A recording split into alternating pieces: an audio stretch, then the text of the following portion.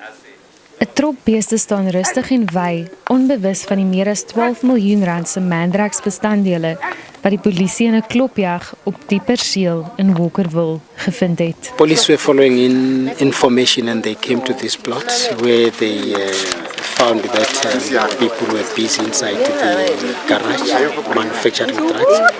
There is a complete product of Mandrax that is ready to be made into a tablet form.